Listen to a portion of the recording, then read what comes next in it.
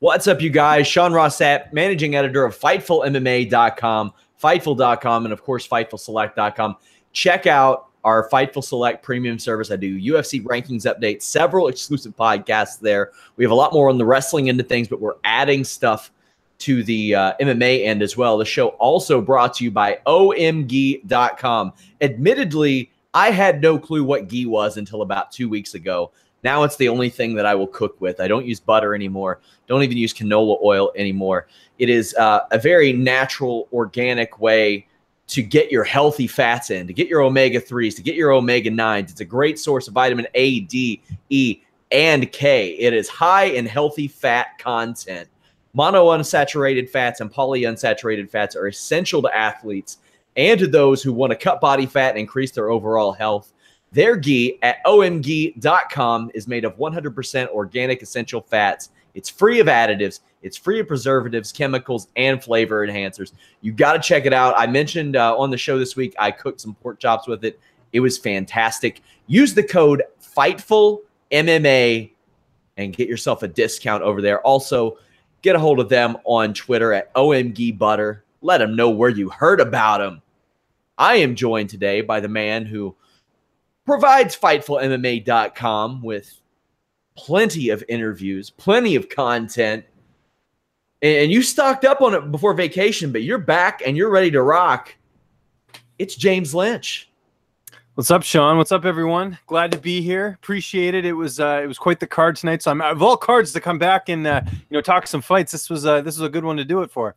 Yeah, and we've got a couple of months of interesting scheduling conflicts. Next month, well, I'll definitely be covering the UFC show. It's the same night as a New Japan show in America on August 4th. I actually have an obligation that night, but we got a fight announced for that. Demetrius Mighty Mouse Johnson rematching against Henry Cejudo. So that is on the docket. But ahead of all that, we got UFC 225. And I'll go ahead and take care of the out of the cage notes. It was announced tonight that new WWE superstar Ronda Rousey inducted into the UFC Hall of Fame this year. What do you think about that, James?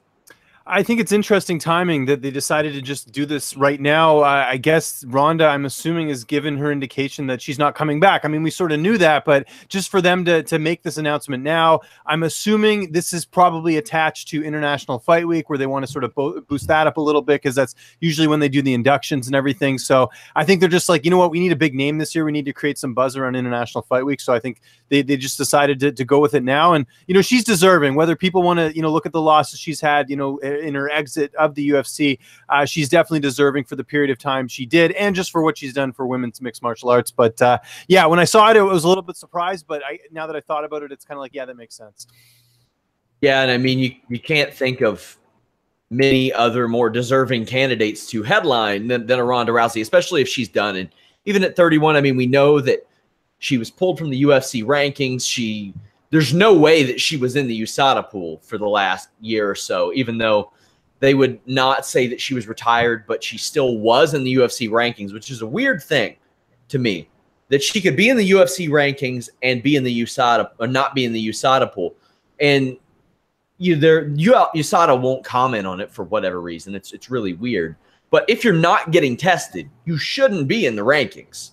I mean, flat out. And we'll see if those rankings even stick around after Fox deal is up. But because, I mean, they were the ones that pushed for it. But you look back, and Ronda Rousey had such great success with that title. I mean, she's credited with what, 6 UFC bantamweight title defenses, but really it was 7, because she beat Sarah Kaufman in Strikeforce, and that was the division. That was the primary women's division. And it's easy to look back and say that she was overrated then, but for so long, nobody had an answer for her judo. There was no answer to that, and her judo opened up her hands and made for some pretty great knockouts. And of course, you ran into really high-level, effective strikers in Holly Holm and Amanda Nunes that put that to a halt. So I'm looking forward to it. She seemed to be much more well-received by that crowd than she was by many UFC crowds towards the end of her run, James. That's true, and the Chicago crowd was a little rough tonight. So the fact that there was some good reception there is good news. But I think the big thing, just quickly to talk on Rousey, the fact that she had that period where she had those really quick victories and they sort of went viral. I think that really helped women's mixed martial arts, and it also just helped her stock as well. And I think if she won a couple fights by decision, it wouldn't have been the same effect that she had. And I think people need to focus on that. And that was pretty amazing, that period where she submitted Katzengano, or she submitted Katzengano, she defeated Sarah McMahon and Alexis Davis, all in that period where I think you could take all the fights and it was like less than 30 seconds. So that to me will always stand out in the history of the UFC and mixed martial arts. I don't think her successful run in WWE has exactly hurt her relationship with fans as well. I think that helped rebuild some goodwill because she stole the show at WrestleMania this year. Yeah. UFC, go ahead. Sorry. Oh no, I was gonna agree with you. Yeah, she definitely won people over that way. But go ahead. Sorry. Yeah, UFC 225. We have the prelims. Started out. Mike Santiago got knocked out with the quickness. This was remarkably impressive. Yes, I mean just an incredible win, for Dan Ige, going out there and getting the finish there. As far as getting it done, and just what can you say? Just great way to sort of open up the show, getting a quick highlight reel finish there. Really great, accurate, powerful ground and pound. Started off a sad streak for the Chicago fighters that continued with Clay Guida getting submitted in round 1. And, I wonder if Jason Guida, before every one of these fights, says, you know what, my brother's half my size. Let me give him CTE before he gets in the cage. And just slaps him every time. This was a pretty sloppy fight. Saw Guida eat a lot of strikes. He got a superstar reaction in his hometown. And he's going to be one of those guys that when he does hang it up, even though I don't think that he needs to right now, it's going to be sad to me because he still looks like he can go and hold his own. But if you shoot in a takedown as wild as that, you better protect your neck against Charles Oliveira, and he didn't do that. No, and a big win for Charles Oliveira. He's had a couple losses in his last couple of fights, but you just look at the level of competitions he was facing. I mean, he gets knocked out by Paul Felder, who I think is one of the best lightweights in that division. And I saw a lot of people overlooking him. I saw a lot of people picking Guida as the underdog. And, for me, it's just like, this guy is still very talented in Charles Oliveira. And I think he needed a win like this to finish a guy in Guida. I think Guida hadn't been submitted since like 2015 or something like that. So it's been a while since he's, lost that way. And Oliveira definitely went out there and made a statement tonight and just showed that he's, still kicking around in the division. I wish he would stop talking about kicking around in the 145 division. Yes, exactly. Just stay at lightweight. It's working. It's working. I'm sick of that, man. It's like, I'm the UFC. There are a few things that I tell my fighters not to say. Don't accuse other fighters of being on steroids publicly. Don't say they've never fought anybody like me, because we hear that all the time. And don't, under any circumstances, let Charles Oliveira talk about moving to 145. It didn't work. He doesn't need to do it. How many times did he miss weight? Let's see. 1, 2, 3, 4 times. 4 times. That's enough. Don't need to do it again. But he looked great. But he needs to give up that shit. He tied Royce Gracie with most submission wins in UFC history at 10. That is impressive. Almost even more impressive that Royce Gracie still had that record. Yeah. After all these years. Yeah. That's great. Sergio Pettis very well could have earned a UFC title opportunity by defeating what I consider either the number 2 or number 3 flyweight of all time. It's really up there between Horiguchi and Benavidez in my estimation. And Pettis beat him. It was a split decision. Pettis dropped Benavidez twice early, but got taken down. I thought that was bad news for Pettis because that size advantage doesn't matter when you're pinned to the mat. But Benavidez got caught with his chin straight up, like very uncharacteristic of him to pop in. I don't know if it's the new hair. I don't know what the deal is, but his chin was square up, and I gave Pettis that first round. His takedown defense has improved significantly, though. You've seen the evolution in a Sergio Pettis, and a lot of great strikes landed in round 3, but most of them from Benavidez were kind of wild, and I thought Pettis was still mastering him technically. I loved that Pettis would feign the guillotine attempts up against the cage just to circle out or to throw knees. What do you think of Pettis' performance and Joseph Benavidez, who I don't want to say he's not back of the line for a UFC flyweight title shot, but this certainly didn't help him?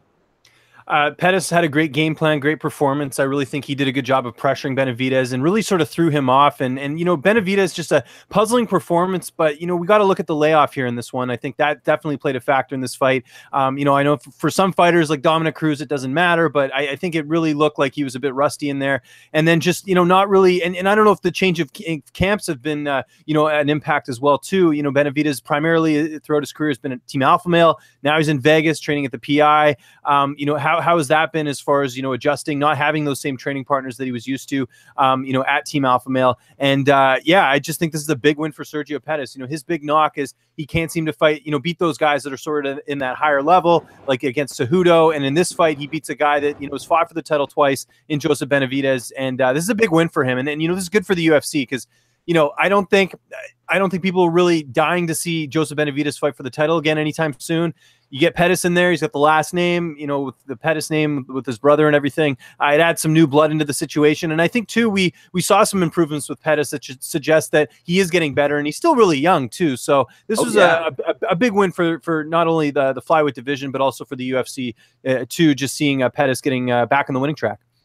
He's 24. I think it was the first fighter I ever interviewed. I did a Bloodline series for Cage Passion. But crazy to think now, Sergio has more UFC wins than Anthony. Wow. Well, injuries play a role for sure. Yeah, they do. I think you could have given Sergio the title shot after the win over Moreno just because he won 4 in a row, and that's really all you need in that division. It's 4 wins in a row, and it's like they're like, here you go, Chris Carriasso, take one. But this win over Joseph Benavidez is a big one. Maybe a little bit of karma for Benavidez because I thought that he lost the fight against Cejudo. Yeah, me too. And it's crazy to think that Benavidez was out of action for a year and a half essentially. But he had that knee injury. I think it was last year he tore his knee up when he was supposed to fight Tim Elliott.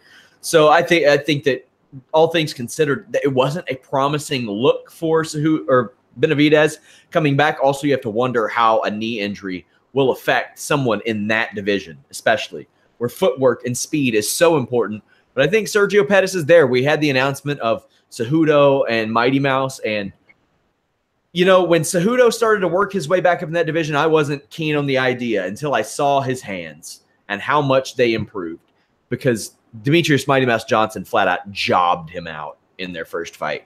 He let the guy clinch him, said, what can you do? Kicked him up in the air and then kneed him repeatedly, and that was it. I don't think that's happening this next time. I don't know if Demetrius Mighty Mouse Johnson will lose that fight, but I don't think it goes that easy.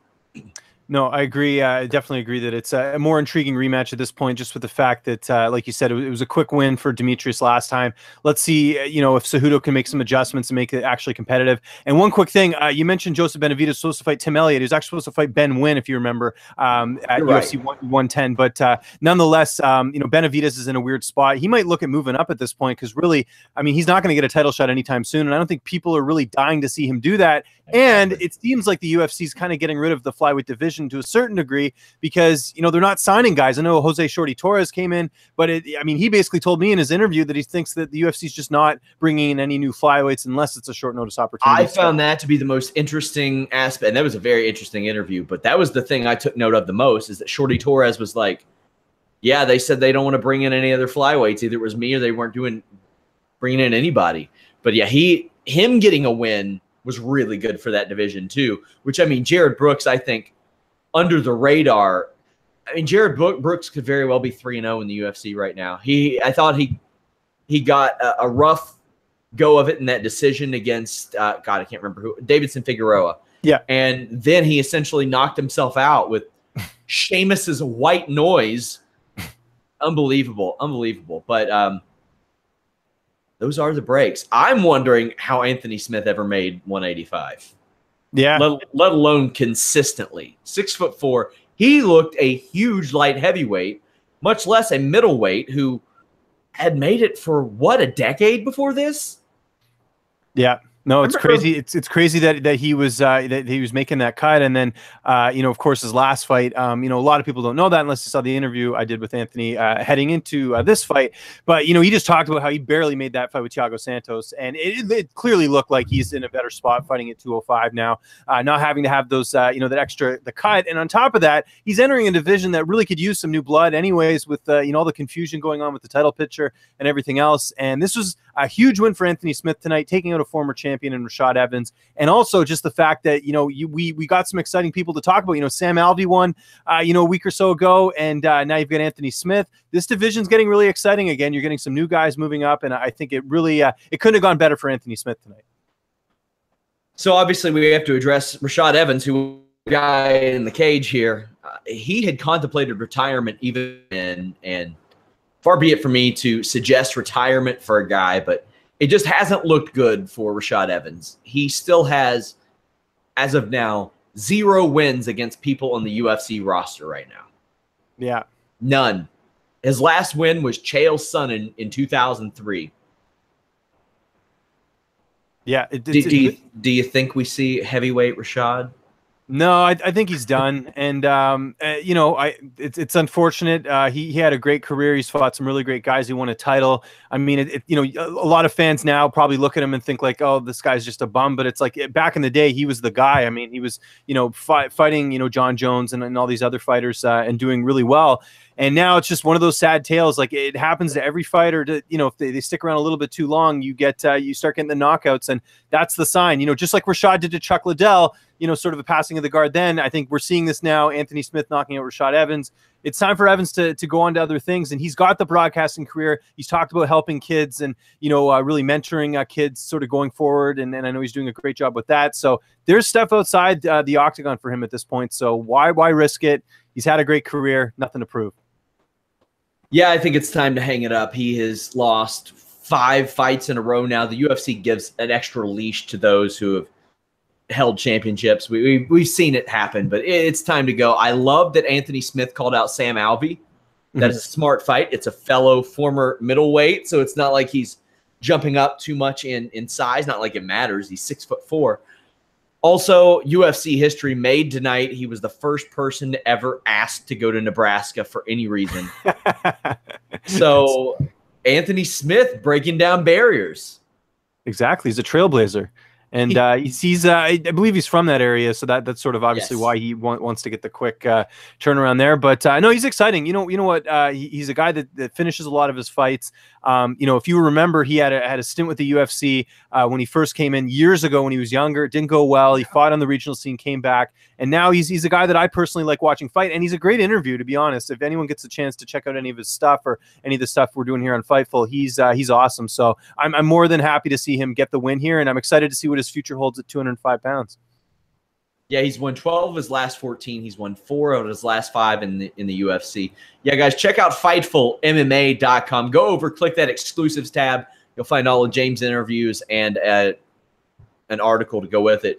If you are watching on YouTube right now, leave us a thumbs up, subscribe, hit that little bell notification. We do a Holy Smokes MMA podcast every Tuesday, 3 p.m. Eastern. James has the MMA Industry Podcast every Thursday, where he talks to a member of the MMA media or an MMA manager. It gives you a peek behind the curtain, not even a peek behind the curtain, just a complete look behind the curtain of how they came to be in that position and how that all works out. We're also on Twitter at Fightful MMA, where Jeremy Lambert is live tweeting the UFC post-fight presser. So you won't miss out on anything there while you're listening to this podcast.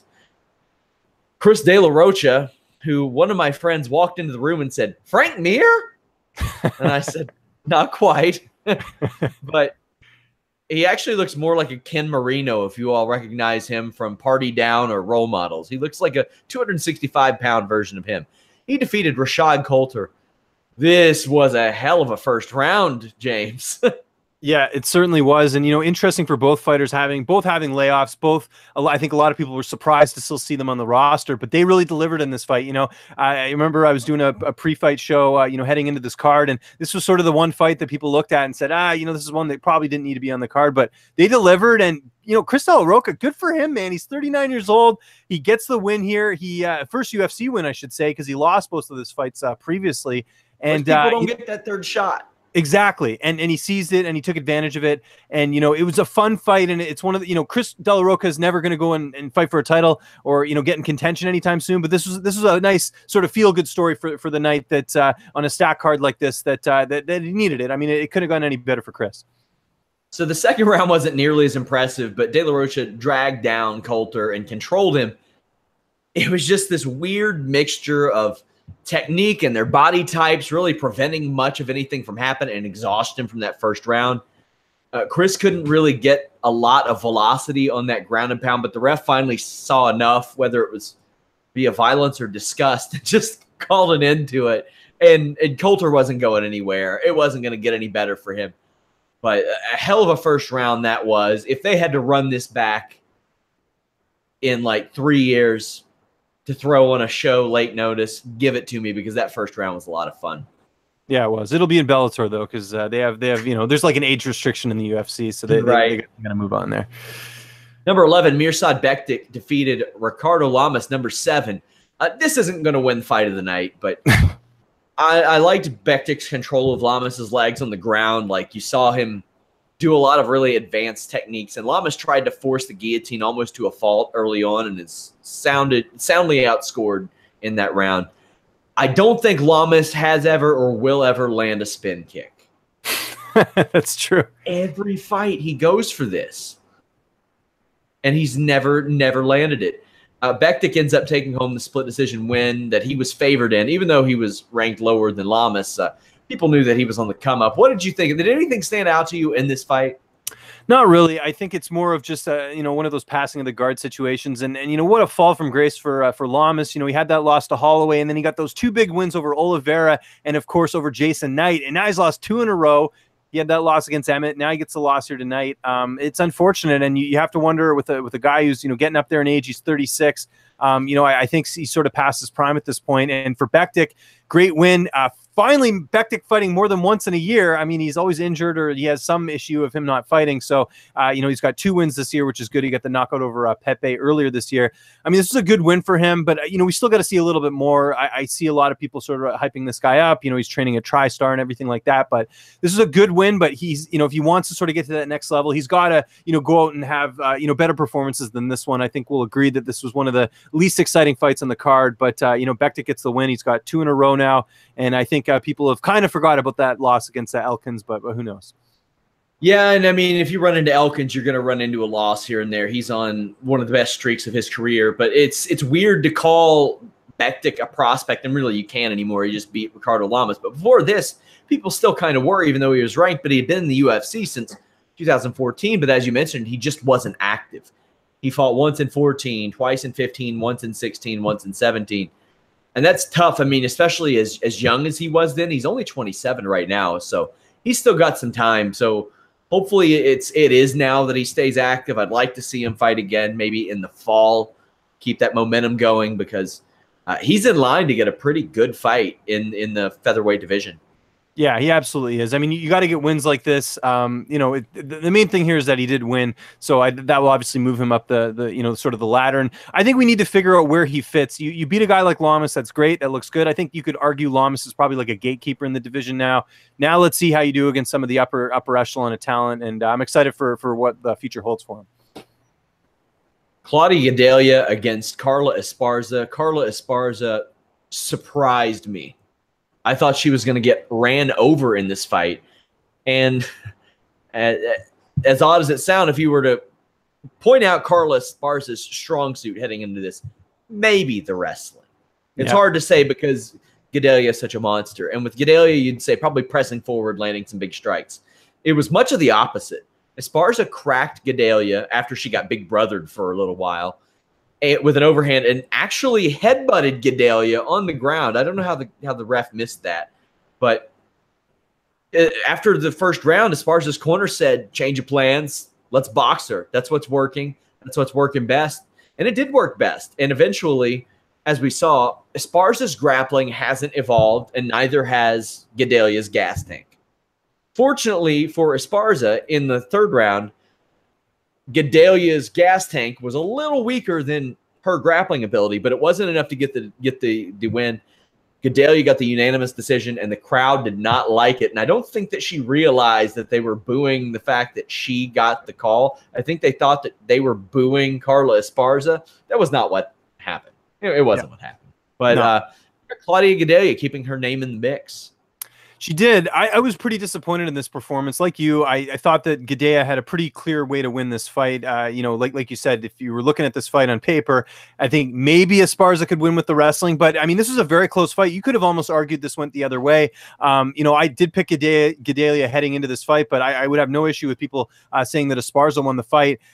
Here's the thing. You know, I think the Claudia Gedalia that fought Joanna, I think that Claudia Gedalia is long gone. This is, you know, another fight where, in my opinion, she got the win, but she didn't really look outstanding, and I don't really know where she goes from here. You know, the win is good, obviously, with you know, Esparza being a former champion, but I don't know. I wasn't that impressed with Carla or Gedalia. You know, her face was kind of banged up. I believe she went to the hospital after the fight as well too, so taking a lot of damage in this fight. So I don't know what you do with her at this point. I mean, she's still in the mix and all that, and I guess with Rose being champion now, that sort of adds you know, gives her a shot if she wants to go for a title again. But you know, at the end of the day, she gets the win. And how about Carla Esparza now? You know, she gets that big win over Cynthia Calvillo. She had that split loss to Randa Marcos, where I think people thought she probably would have won that one. And now she loses another fight here. So who knows where she goes from here. But yeah, it was a good fight. Just not really that impressed by Gedalia. Yeah, I think that Rose being champion opens it up, of course, again for Jessica Andrade, who has won 5 of her last 6 and did have a title shot last year, but has won fights. And then you have Gedalia, who hasn't been beaten by Rose, hasn't fought Rose, and kind of ran out of opportunities. That's the position that every flyweight we've talked about fantasizes about. Somebody knocking off Mighty Mouse Johnson in order to give them another shot. I mean, I thought that was a cool motivation for Henry Cejudo on The Ultimate Fighter. He wanted to make the next guy to beat Demetrius Mighty Mouse Johnson after that season of The Ultimate Fighter, because he wanted his next crack. He didn't want to have to wait as long as he has to get that. So that's opened up a lot in that UFC women's strawweight division as well. Curtis Blades KTFO'd Alistair Overeem. If you beat Curtis Blades, you're going to have to – somebody is physically stopping that fight, whether it be the corner or – the ref or a doctor, because I don't see him getting knocked out cold, at least anytime soon. It's going to add up. He is such a quiet, mild-mannered guy, has a little bit of a stutter sometimes. So when you see this type of violence out of him that just switches, he had that fight in the bag. That fight was sealed. It was delivered. He has this granite chin, was able to take Overeem down with regularity, and uncorked these violent elbows. Now, early in round 2, the two played chicken, and I saw Rogan spot it, but I don't think he knew what caused it. Overeem rolled his ankle because Blades feigned a takedown, and Overeem got a little shook by it, and I think rolled his ankle in anticipation. This is a special type of wrestling that Curtis Blades has. He took 2 rounds of shots from Francis Ngannou, and finally somebody else had to stop it. But he wants that title shot. What do you think of his performance? Do you think he can get that title shot? Great performance. Like you, I felt like, you know, Blades was on his way to winning that fight, sort of the way he was on his way to winning the Hunt fight, which he did win with his wrestling. And I knew as soon as he got that first takedown early on, I was like, okay, this is probably going to be Blades' fight. Because I saw a lot of people on social media being like, how is Overeem the underdog heading into this fight? But it's like, Blades is good. He's got good wrestling. And if you can't stop the takedown, you're screwed. And that's what happened to Alistair. Now, Alistair had his moments. You know, when the fight was standing, he was able to land some shots. And I was a little uneasy with how many shots Blades was taking. But again, if you get hit by Mark Hunt and you survive that, you're going to survive an Overeem punch as well. So Blades, you know, persevered once again, got through it. And then, you know, to me, this is, I'm sure in his head, he's got the hometown crowd. He's a Chicago guy. He's got to go out there and make a statement. And he did that, you know, finishing Overeem the way he did, just viciously at the end like that. that was great. And it certainly, I think, puts him ahead of an Alexander Volkov or someone else that they might be having in mind as far as the title shot after this. I think you can give it to Blaydes, no problem at this point. I think there's still some area for improvement in his skill set, but just look at the improvements he's made. The loss in Nagano, changing camps, going to Colorado, training over there. He's 27 years old. I'm really excited about what the future's holding for Curtis Blaydes. And like you mentioned off the top, couldn't happen to a nicer guy. Yeah, we have a couple of interviews with him over at FightfulMMA.com. Just hit that keyword, Curtis Blaydes, up at the top. So Alistair Overeem's dropped 2 in a row. It's the first time that he's done that since 2013. He had that rough stretch where he lost 3 or 4 and then came back and became a contender again.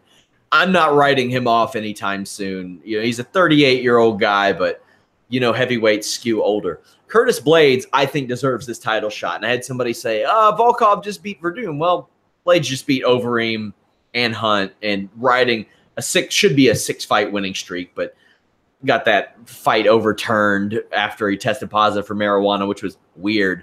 And I'm really interested in how his game switches up if he's facing either a Cormier or a Stipe Miocic. Right. How does the wrestling, is it negated? Is it somehow better? I'm not comparing him overall to John Jones, but John Jones stepped in against wrestlers that a lot of people thought would negate his wrestling, and that didn't happen. They thought that people with better wrestling credentials than John Jones would handle him, and that just wasn't the case. And I think what kind of wrestling, it was like in junior college, wasn't it? He was a JUCO guy. Blaydes was, and you never know just who has that overwhelming talent. And the thing I like the most about him, he's 27 years old. Think about that. We're talking like maybe if he wants to be, he might still be in the game a decade from now. And we're talking about him in he might still be in the game 15 years from now, the way that heavyweights act. Sure. That's nuts. That's nuts. And his control is magnificent and effortless. And he doesn't seem like he's the biggest, heaviest heavyweight, but he's able to distribute his weight so well. It was an outstanding performance. I think he deserves that title shot. And man, I'm excited for that super fight next month. Give him the title shot. Give that man a shittle tot. Put him front row at 226 and get him in that cage. Do the stare down if they're smart about it. So it's time. It's what the people, at least most of the people that are here, came to see, James. Mike Jackson defeated CM Punk in what I would call an all-time terrible UFC fight. I'm putting this up there with some of the early tournament fights as far as ugliest fights go. In the modern era, you would have to remind me of an uglier UFC fight. I'm willing to go Kimbo Dada if it's expanded to Bellator and mainstream. This was horrible. One thing you hardly ever see in the UFC is people doing the old whirly bird when they miss a leg kick. CM Punk looked like a goddamn tornado. I don't know how strong winds didn't pick up as often as he was doing that. And I get it. I'm going to get people in the comments saying, could you do any better? It ain't my fucking job to do better. It's not my job to do better. It's my job to break down what he did terrible, which was virtually everything. And Mike Jackson wasn't much better. I had a lot of people saying Mike Jackson carried him. Mike Jackson played for him. Played with him. I'm not sold on that. I'm not sold on the fact that Mike Jackson is so much better than CM Punk that he played with him the entire time. I think, quite honestly, Mike Jackson was like, this guy doesn't seem to be going away. I really don't want to leave any holes and possibly get embarrassed by an errant fist or anything like that. This was bowling shoe ugly. It was so ugly, it's really difficult to break down, James. Yeah. There really isn't much to say. You could tell early on, because some people thought, with Punk, training and, Rufus Sport, maybe we're going to see a lot of leaps and bounds. But it was just a bad fight. It just didn't look like two professionals in there. It looked really slow, really sloppy by both fighters. I mean, people love Mike Jackson on social media. I see all these, he's doing all these interviews and talks about how he's a journalist and all this stuff. I don't really see the appeal with him, to be honest. And I think tonight, he's talking about all these haters and all this stuff. It's like, dude, you would not have this opportunity if it wasn't for CM Punk. Exactly. I think people are really missing the point. I would hope we don't see Mike Jackson in the UFC after this. I know he mentioned Zuffa boxing, but I don't even think he's a good boxer. It's just the whole thing was I get it. Chicago card. CM Punk's from Chicago. He's got the eyeballs and all that. I get that. It was just a horrible fight. I mean, there's no other way to put it. I'm not a fighter. That's not my job to go in there and step in there. But I mean, come on, that was not entertaining. There was nothing inspirational about it. It was just a bad fight. It was just sort of one of those things you just want to. It's like a bad accident, on the drive in the highway. You see it, there it is. You drive right by it. That's how I sort of think about it. I have a lot of respect for the heart of CM Punk, but very little else that what happened in that cage for either man. Mike Jackson had a couple nice body shots. Thought it was very smart of him to say, "Get me in Zuffa boxing." I mean, because who are you going to put him up against in the UFC? You going to find another contestant from Tough remember the yoga guy on Tough China that had never sparred before or whatever it was that we always heard about? So smart of him to throw his name in the hat for Zuffa boxing, put him on the first fight on one of those, because why not? Why not? He's going to have as much of a name as whoever else you put first on the Zuffa boxing card. Punk landed some strikes here and there, but would often give up on these takedowns up against the cage where, quite honestly, he had good angles. Like, he wouldn't drop his hips. He wouldn't go deep behind the knee. I was almost impressed at the fact that he has spent 3.5 years at Rufus Sport and ended up in positions that I've seen at least no male fighters in the UFC end up on. Because, women's MMA is still very much in its infancy, and we see some of these odd positions sometimes. And to be honest, women are built a little bit differently. We're going to see some different positions. I saw some just weird herky-jerky horse shit throughout this. One of the most miserable guillotine attempts that I have ever seen in my life. And the fact that Mike Jackson let that go to the ground. I don't know. CM Punk was closer, had a guillotine on so badly that he was closer to pulling off a double wrist lock than he was the guillotine that he was going for. Yeah. Oh, it was just, yeah. I mean, you watch, it's not even that. Like, if you watch you'll watch the Contender Series on Tuesday, or you'll watch, something that's a little, LFA is a good example. You watch an LFA card. Like, it's a clear difference between what we saw tonight, between that match, and even some of the guys on there that maybe only have, 3 or 4 fights or something like that, fighting on a regional scene. There's just such a clear difference. Like, you can just see the way they punch, the way they go for takedowns and everything. Both of them, not just CM Punk. Like, Mike Jackson didn't look great either. And it's, I know, like I said, I know people think he's popular on social media and all that. Get past that. It sucked. It was a bad fight tonight. There's no other way to look at it. CM Punk was punching from his back. I don't know, maybe he played UFC Undisputed 09. Yeah, learn some tips that way. And thought that he could knock the guy out. That's another thing. I don't know how you spend 3.5 years there training with pro fighters and you're punching from your back. Go for broke. Yeah, those are the things I remembered, and then I put in my notes. Like, I can't even begin. It was one of the single worst in-cage performances that I've ever seen, ever, sustained over 3 rounds. And a lot of respect to him for even making it that far. Maybe it's a moral victory. I don't know. I think the guy is a hell of a pro wrestler. He is a really interesting personality. He is not a good MMA fighter. That being said, if he wants a fight in Bellator, they give it to him. That's what they'll do. And they'll probably put him up against somebody he'll beat. Somehow. I don't know how they'll find him, but they will. Now, one of the things I took issue with was Mike Jackson ahead of this saying, I have so much experience that somebody of Punk's experience can't overcome it. I thought that was complete horse shit. And people ate it up. I didn't. That's what bothered me too. That was the one quote where I'm like, "Come on, dude." And then so you figure that when he's going into this match, because the Mickey Gall fight. Here's the thing: like, we didn't really get to see much of him. I mean, it was just a quick fight. It sort of ended. So you're thinking that maybe there's some tools that we didn't get to see. No, there isn't. Like, come on.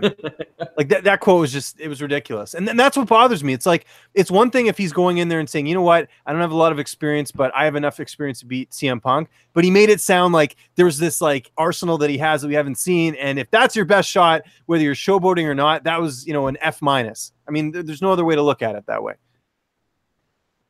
Yeah, I thought that was, man, and I've had some really dumb comments. I had somebody saying, unlearning everything you're taught and learning an entirely new system at almost 40. Shut up. He spent 3.5 years training with Anthony Pettis, Sergio Pettis, learning wrestling from Ben Askren, watching the UFC welterweight champion put in work. He was at Rufus Sport, a really, really good place. Over the last 1,000 days he was there. It was real bad, guys. It was inexcusably bad. He hardly tried to gain underhooks. He worked overhooks an awful lot. Never dropped his hips. Never made any real attempt to secure a takedown up against the cage. He was dead. He was tired by the end of the first round. It was real rough. And, I mean, the guy went through a trial. It was bad. It was just bad.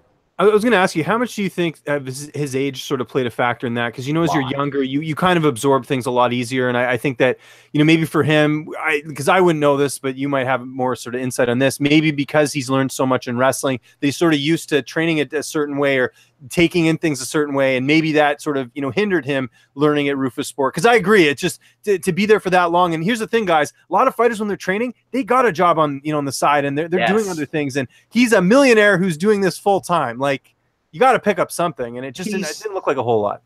He's Batman, only he doesn't win. He uses his millions of dollars to be able to train where he is, and he somehow makes millions more. He had a cracked skull in his 20s. That ain't a good start.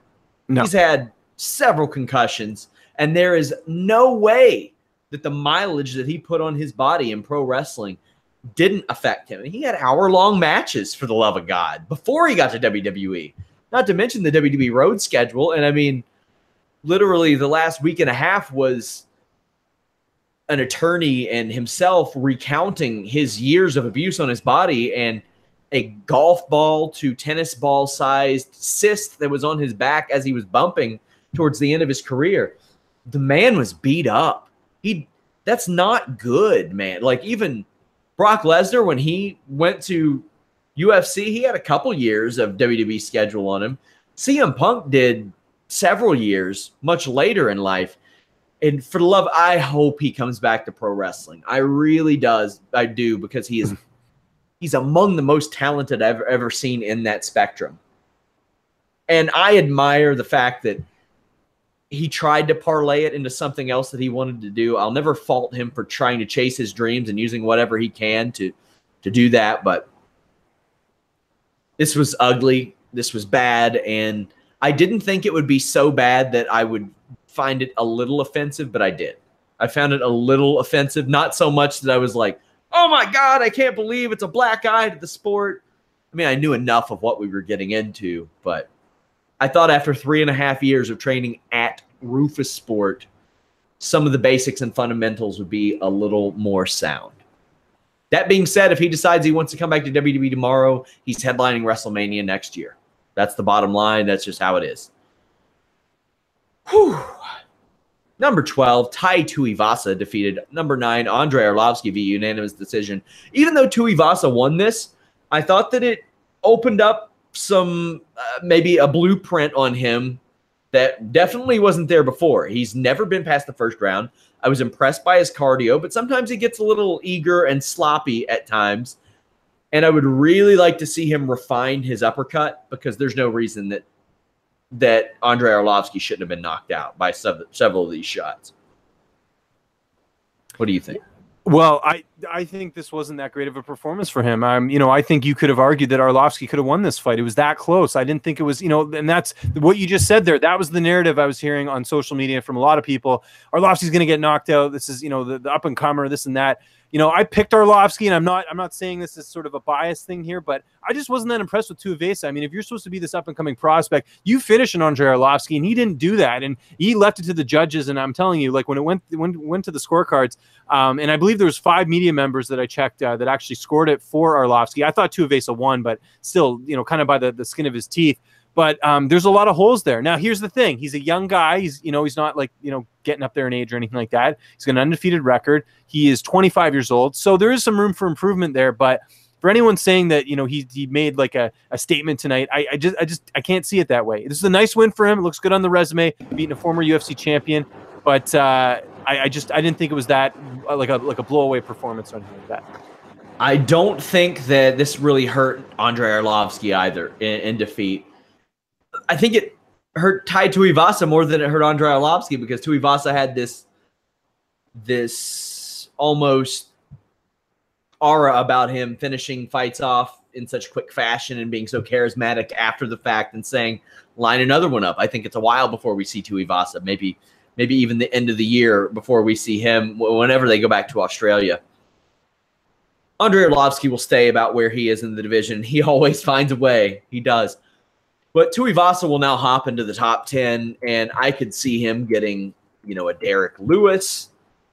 I could see him taking on, I don't know, somebody like that. Maybe even a returning or Junior Dos Santos somewhere down the line, somewhere like that, where they're either looking for him to make a name or someone to keep themselves relevant at the expense of him, essentially. But also, I think they're going to use him to help drive that market. Yeah. So as they should, because they got a couple good ones in Tuivasa and Robert Whittaker out there. They certainly do. You mentioned JDS. This is what I think is going to happen, or I kind of hope it happens. It would be kind of an interesting matchup. Usually when guys, former champions or notable fighters like a guy like Arlovski are at the tail end of their career, they get the prospect fight. They usually lose it, and then they get like sort of a notable fight to sort of run off into the sunset. And I think Arlovski's going to end up fighting JDS, because I think JDS is going to lose to Ivanov, and I think they haven't fought, and I think on paper that looks like a kind of intriguing matchup. And same thing with Mark Hunt. If Mark Hunt loses to Olenek, I think that's a fight too that you could do with Arlovski and Hunt. So I think those are 2 really good options for Arlovski. Give him some time off here. He's already got 2 fights this year. Let him maybe take the rest of the year off and then go back the year after and do a fight like that. And for Tuivasa, I mean, you just give him whoever's sort of in line as far as the rankings go. I don't think it matters at this point. He got sort of the signature win, the former champion on his resume. But, you got to build him slowly and, capitalize, like you said, on that market in Australia. The UFC fight post-fight pressers going on right now over at Fightful MMA on Twitter. We have you covered. Holly Holm chimed in on the weigh-in system, says, I don't know why it has to be 9 a.m. or 5 p.m., why not something in the afternoon, even 11 a.m. or noon? I think that sounds a lot better as opposed to what they have going on now, where you have people waiting around all day early on or in the evening. I like that. Dana White puts over Whittaker, said he's had bad luck with injuries. So it's probably a good idea that Romero move up to 205. Won't encourage Colby Covington to do anything different, but will likely set up a meeting between Colby and Trump. And says it's always good to hear Tyron Woodley wants to fight. Dana loves that Holly wants it all and says that CM Punk should wrap it up. Doesn't have an update on Punk, but the quote he left on Jackson was... I'm reading it right now. It's hilarious. Quote, I got the sense he's a complete fucking idiot, and I couldn't wait for the fight to end, and I regret not putting it on Fight Pass. End quote. Wow. He was more harsh than we were. Yeah, he was. At least on Jackson. Yeah. But, I mean, that's Dana White for you. Holly Holm defeated and dominated Megan Anderson. The betting line started to shift a little bit yesterday after weigh-ins when people saw how big Megan Anderson was. Unfortunately for her, that was really only a factor during that, almost cliche every round starts on the feet exchange, where she would often find some success. But Holly Holm out-wrestled Megan Anderson. And I think, man, sometimes you forget how strong a Holly Holm is. I mean, I had somebody saying, oh, she out-muscled Cyborg. Yeah, Megan Anderson's a lot bigger than Cyborg even. Megan Anderson's huge. She's almost 6'1". And Holly Holm just completely pinned Megan Anderson, worked her over, dominated her. This was a win that I think that Holly Holm absolutely needed. And the UFC needed this too. I know at the end of the day, they would like an Anderson to win just because then you have that fight with Cyborg and that sells itself. But here's the thing now. I mean, to me, Holly Holm has to fight one of two people next. She's either got to fight Amanda Nunes, or sorry, I should say Amanda Nunes has got one of two people to fight next. Either Holly Holm or Chris Cyborg. That's it. One or the other. At this point, and those are the only two interesting fights. And, you know, for Holm, you know, I don't know if you saw that, you know, I guess Nunes said she's game for that fight with Holm. It's a fresh matchup. It's a matchup that needs to happen. That division, you know, we just had the fight with Rocky with all the controversy there. I think it definitely makes some sense. But, you know, in a way, it is good for the UFC because, you know, Anderson, I tweeted this out tonight. You know, she had the layoff. The last two girls that she beat are retired, and Charmaine Tweed and Peggy Morgan. You know, she's had all these issues. I know she was supposed to fight Cyborg. She was kind of hyped up a bit. I mean, it's a huge jump going from Charmaine Tweed to Holly Holm, a former champion, and also the boxing credentials she has as well, too. Did Tweed finally retire? Tweed, yeah, I believe she did, yes. Wow. Yeah, I knew that. I mean, she was a little like 42 anyway. or something. I know you're not supposed to say a woman's age, but I think in this case I get a pass. But no, Cyborg finally blocked me, or her boyfriend did, because I took a shot at the cast of Tough.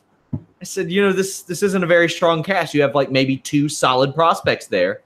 And somebody said, don't you think or Cyborg said, don't you think the weight cut to 135 affected some of these people?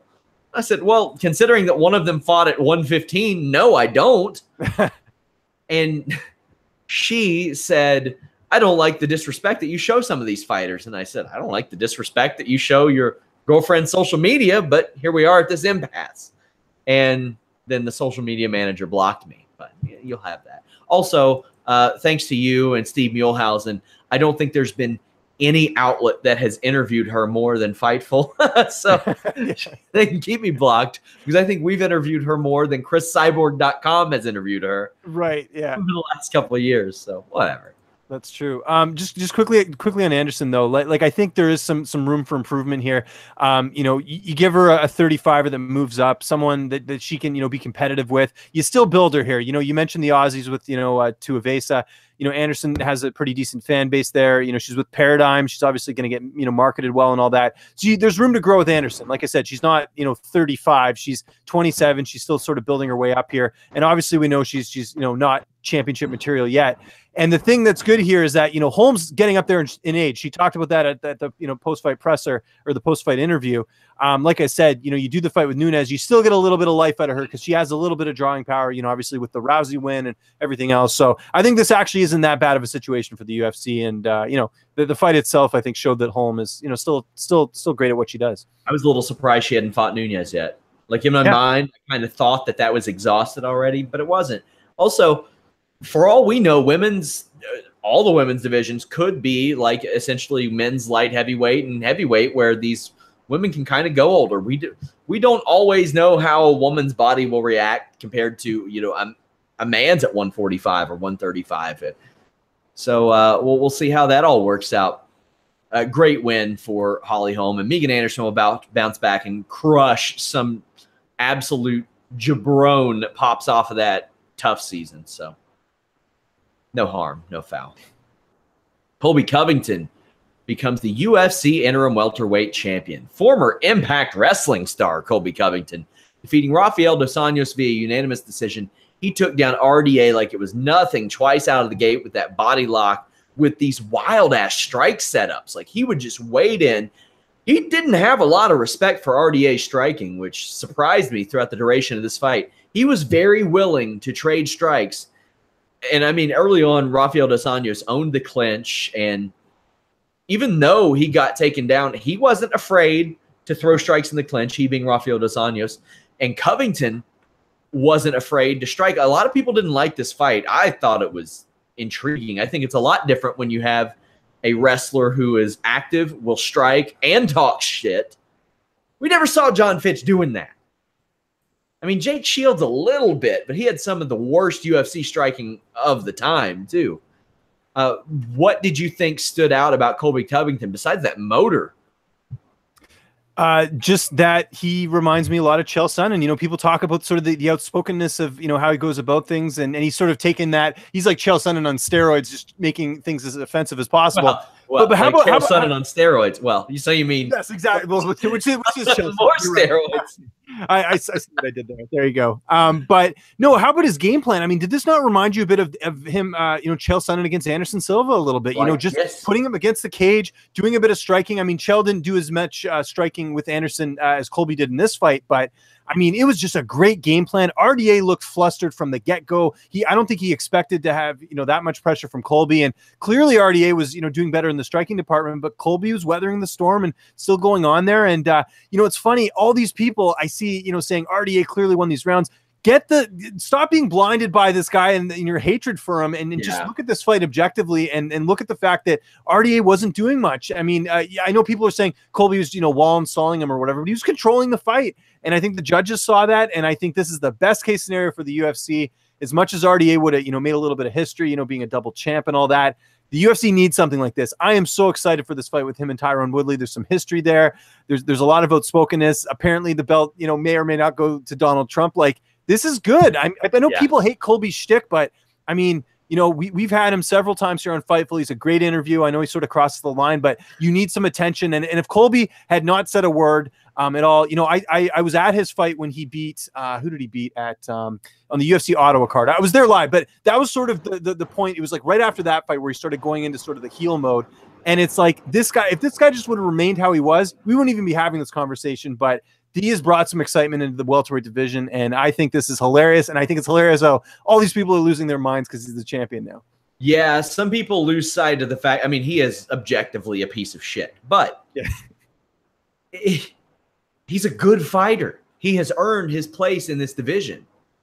Yeah, he's what, like he's 14-1.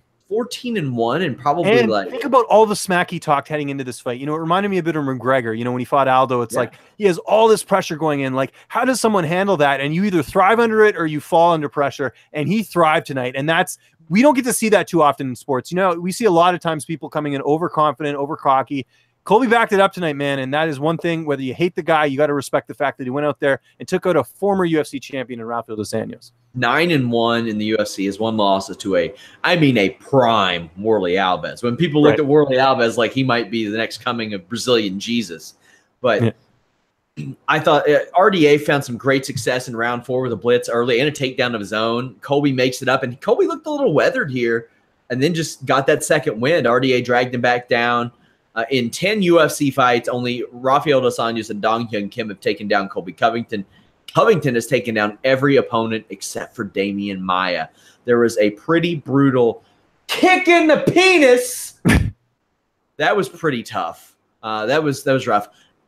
For a wrestler who started off the way that Covington did, they mentioned it, Dan Lambert just brought him down. And I mean, hey, you could think of worse people to teach you to talk shit than Dan Lambert as well. But he has some fundamental flaws in his striking, but his accuracy is much higher than I would have expected it. I had him winning 3 rounds. I would, you know, if you told me 4, I would have went with that. I love that he would block the far leg of RDA on the body lock up against the cage and just completely stall RDA out and then land the takedown.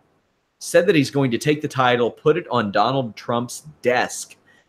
Now, there's been some talk this week. Like, I feel like Covington's mentioned it, and another welterweight mentioned it, that like maybe Woodley never comes back and fights. I think Darren Till said that.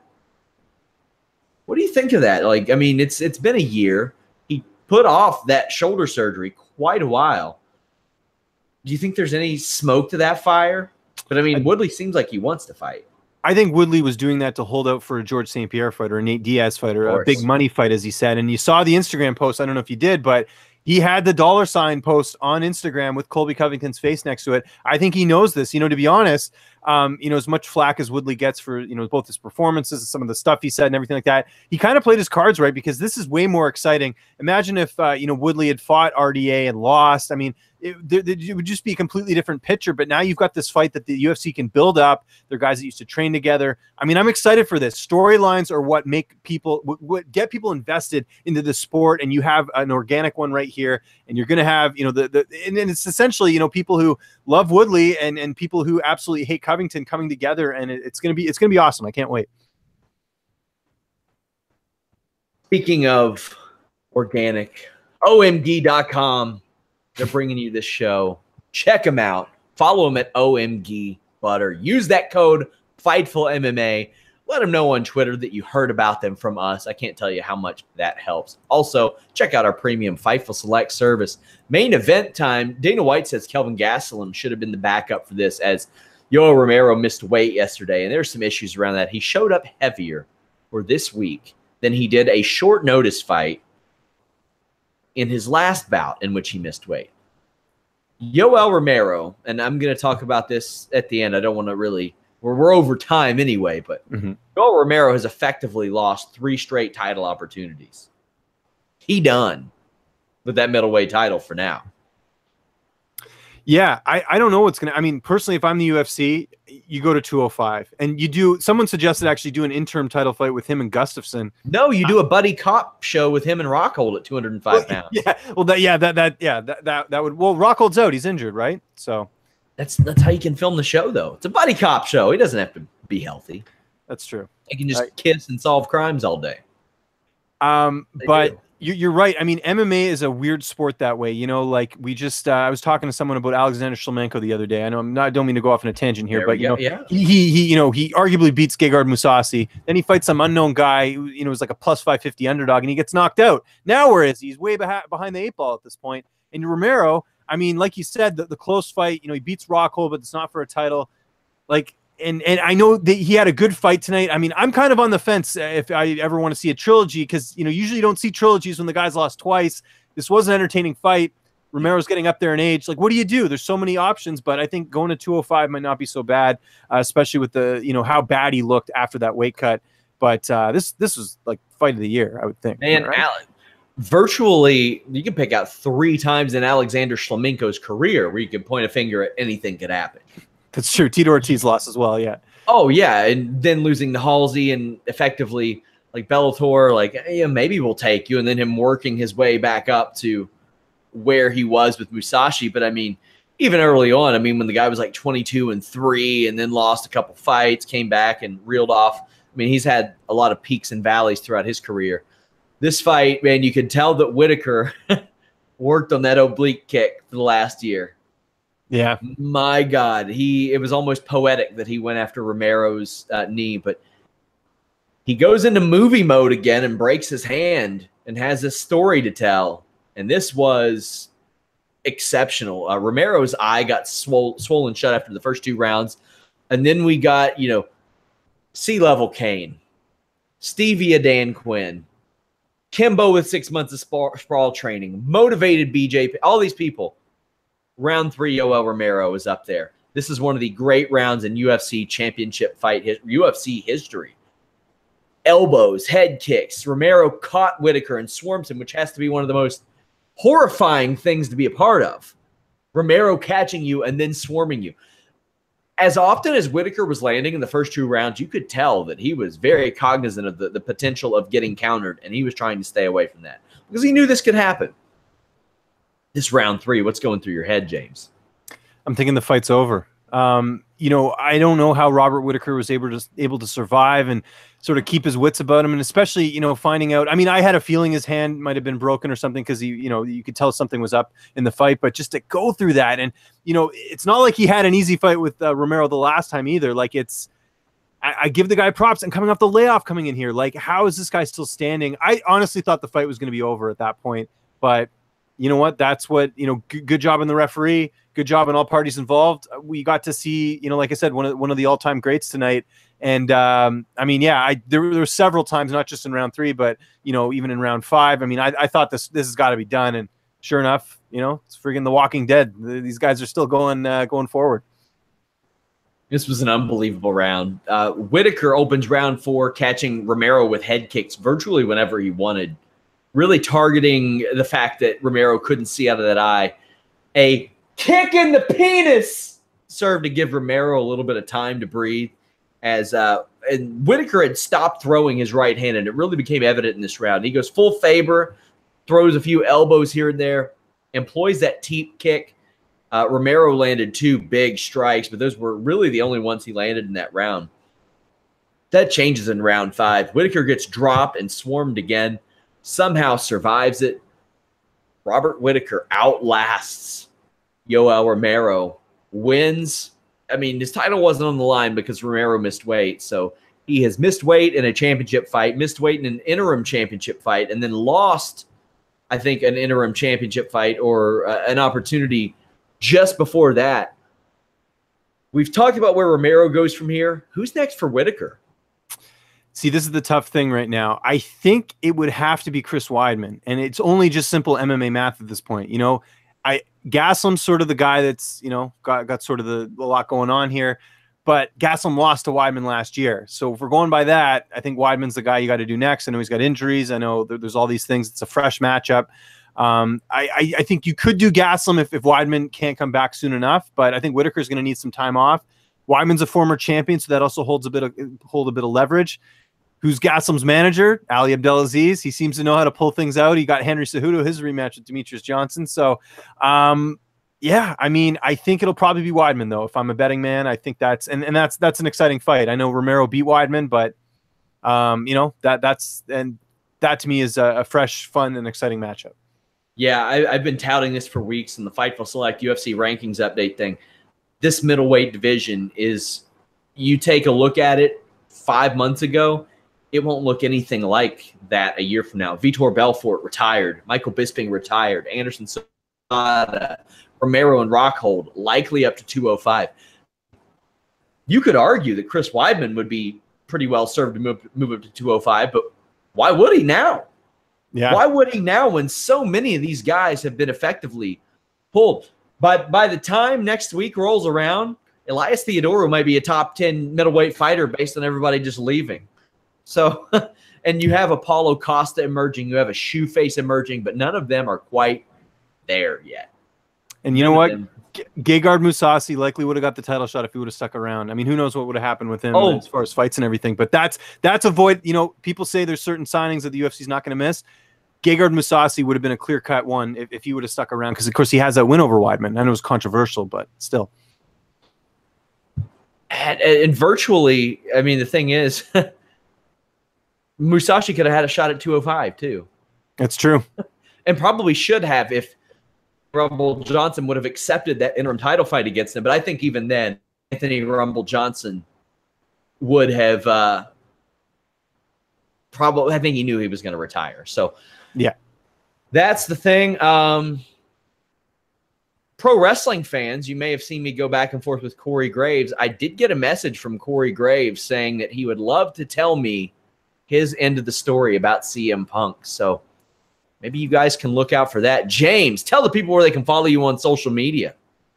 At Lynch on Sports. I keep things very simple. You can follow me there on Twitter. I'm always posting my stuff over here on Fightful, and I'm in the works of getting some stuff scheduled this week. I was on a long vacation, so happy to be back. Going to be doing a lot of good interviews this week, so just keep your eye out for that. Not going to mention anything yet. I always kind of hold off just in case things sort of fall apart. But Lynch on Sports is where you can find me, and of course, Fightful MMA. Check out all my interviews on here. Going to have some pros picks coming out soon for Donald Cowboy Cerrone and Leon Edwards, to be on the lookout for that. And thanks for having me, Sean. This was fun. I always like coming on here and talking fights. Very excited. Guys, leave us a thumbs up. Visit our friends at OMG. Follow me at Sean Ross Sapp. We have that Holy Smokes MMA podcast Tuesday, MMA Industry podcast Thursday. Thank you guys so much. Till next time, we're out.